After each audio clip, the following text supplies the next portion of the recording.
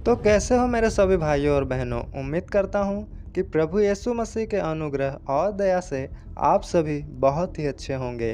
तो मैं स्वागत करता हूँ आपका फिर से एक बार अपने चैनल मसीह की बातें में। तो आज हम बात करेंगे उपवास के बारे में कि हम उपवास क्यों करें और किस रीति से करें। तो इस सारे बातों को जानने के लिए हम चलिए वीडियो को आरंभ करते हैं और मिलकर जानते हैं उपवास के बारे में।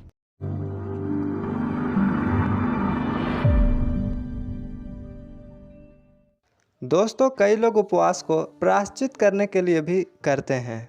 जब उनसे कुछ परमेश्वर के विरुद्ध गलतियां हो जाती है तब वो लोग उपवास करते हैं और अपने मन को फिर से परमेश्वर की ओर लगाते हैं और अपने पापों से प्रायश्चित करते हैं और परमेश्वर से क्षमा मांगते हैं। परंतु उपवास सिर्फ प्रायश्चित करने के लिए ही नहीं बल्कि और भी कई विषयों के लिए किया जाता है। तो आइए हम मिलकर उन विषयों के बारे में जानते हैं।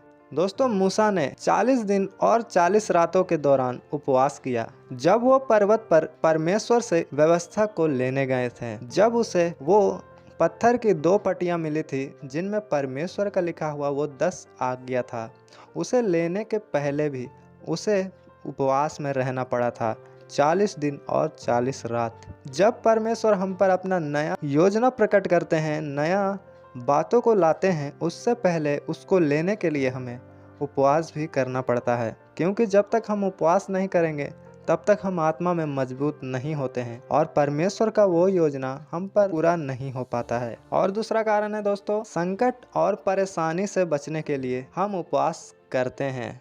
जिस तरह रानी एस्तर ने 3 दिन और 3 रात का उपवास किया था राजा के पास जाने के लिए, जबकि उसे मालूम था अगर वो बिना बुलाए राजा के पास जाती है तो उसे संकट का सामना करना पड़ सकता है, मुसीबतें उठानी पड़ सकती है, पर फिर भी उसने उपवास करके ये विश्वास किया कि इसके द्वारा मुझे परमेश्वर छुड़ाएगा। और वो उपवास करती है और जब वो राजा के पास जाती है तो राजा उसे ग्रहण करता है और उस पर आने वाली सारी विपत्तियां और परेशानियां दूर हो जाती है। हालेलुया। और दोस्तों, हम उपवास और प्रार्थना इसलिए भी करते हैं ताकि हम शारीरिक और दुनिया की और परीक्षाओं से बच सकें। जिस तरह यीशु मसीह भी अपनी सेवाएं आरंभ करने से पहले 40 दिन और 40 रात तक उपवास करते हैं। उसके बाद जब शैतान उन्हें परीक्षाओं में डालता है तो वो उसका सामना कर पाते हैं। और प्रभु यीशु मसीह ने भी हमसे कहा कि जागते रहो और प्रार्थना करते रहो ताकि तुम परीक्षाओं में ना पड़ो। वो वचन सिर्फ पतरस के लिए ही नहीं था दोस्तों, वो हमारे लिए भी था, ताकि जब परमेश्वर स्वर्ग में चले जाएं और हम यहाँ रहें तो जागते रहें, मतलब उपवास में और प्रार्थना में लगातार बने रहें कि शैतान हमें भरमाने ना पाए। और जब दोस्तों पतरस सो जाता है और वो नहीं जागता है वहाँ, तो शैतान उसे भरमाता है और वो परीक्षा में पड़ जाता है और प्रभु यीशु मसीह का इनकार करता है। जबकि दोस्तों उस सभा में पतरस से पहले प्रभु यीशु मसीह का एक और चेला भी रहता है, परंतु वो परीक्षा में नहीं पढ़ पाता। इसलिए हमें चौकन्ने रहने के लिए, शैतान के परीक्षाओं से और उसके देने वाले मुसीबतों से बचने के लिए हमें उपवास करना बहुत ही जरूरी है। आप जानते हैं दोस्तों कि हम उपवास कैसे करें। सबसे पहले आप जब उपवास करते हैं तो आप परमेश्वर के सामने अपना एक विषय लेके जाइए।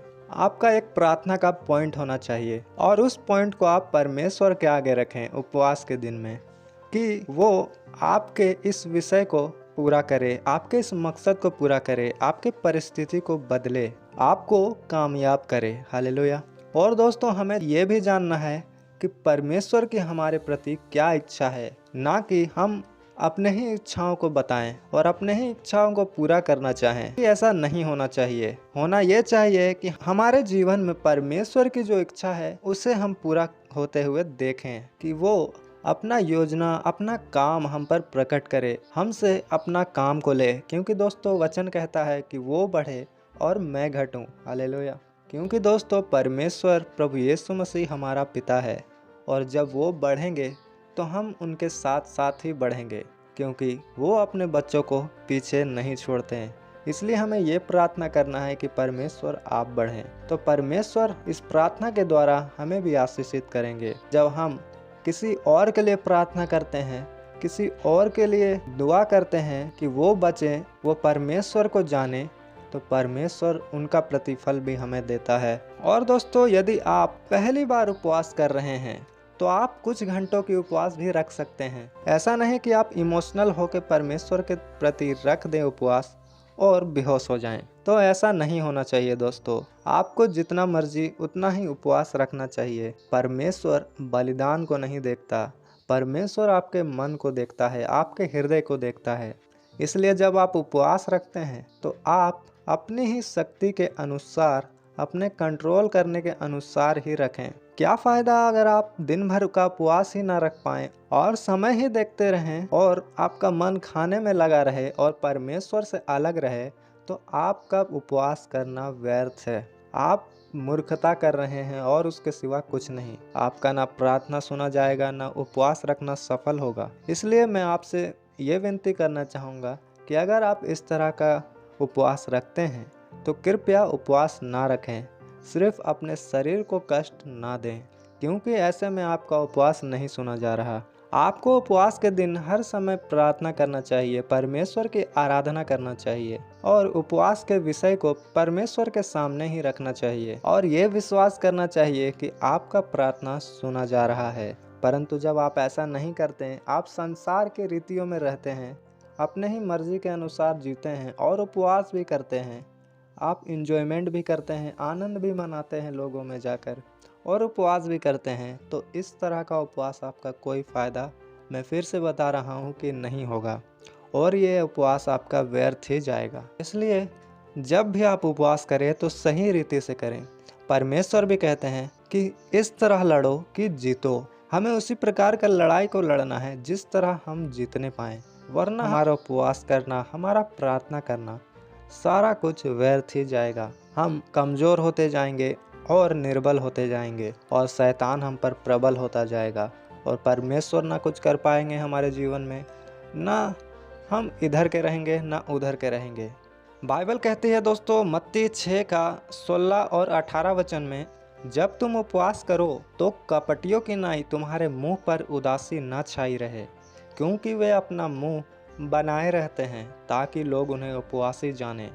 मैं तुमसे सच कहता हूँ कि वे अपना प्रतिफल पा चुके हैं। परंतु जब तू उपवास करे तो अपने सिर पर तेल मल और मुंह धो, ताकि लोग नहीं परंतु तेरा पिता जो गुप्त में है तुझे उपवासी जाने। इस दशा में तेरा पिता जो गुप्त में है तुझे देखता है, तुझे प्रतिफल देगा।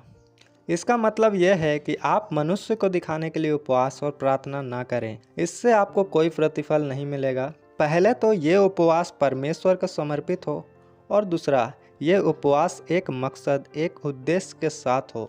आज बहुत सारे लोग उपवास करते हैं लोगों को दिखाने के लिए, उपवास करते हैं और मुंह को बनाए हुए रहते हैं, उदास रहते हैं, दिखाते हैं कि हम बहुत कमज़ोर हो गए हैं। परंतु दोस्तों, ऐसा नहीं करना है। आप परमेश्वर के लिए उपवास रख रहे हैं तो हम परमेश्वर के लिए आनंद भी मनाएंगे और ये जानकर उपवास रख रहे हैं हम कि हमारा उपवास व्यर्थ नहीं जाता, क्योंकि परमेश्वर कहते हैं मसीह में की गई मेहनत व्यर्थ नहीं जाती। इसलिए हम उपवास परमेश्वर के लिए नहीं कर रहे हैं, हम उनको दिखाने के लिए नहीं कर रहे हैं, बल्कि हम उपवास अपने ही लिए कर रहे हैं ताकि परमेश्वर हमसे प्रसन्न रहे और हमारा रिश्ता उनसे मजबूत हो और हमारा प्रार्थनाएं वो ग्रहण करें। मैं उम्मीद करता हूँ कि ये छोटी सी बात आपको समझ आ चुकी होगी। तो आज के लिए दोस्तों मैं इतना ही कहना चाहूँगा। अगर कोई सवाल हो, कुछ जानना हो तो कमेंट कर सकते हैं, मैं आपका जवाब जरूर दूंगा। तो आज के लिए इतना ही, फिर मिलेंगे हम किसी और टॉपिक में, किसी और वीडियो के साथ। तो पिता का प्रेम, प्रभु यीशु मसीह की संगति और पवित्र आत्मा का सहभागिता हम सभी लोगों के साथ प्रभु यीशु मसीह के दूसरे आगमन तक होती रहने पाए। आमीन। सभी को जय मसीह की।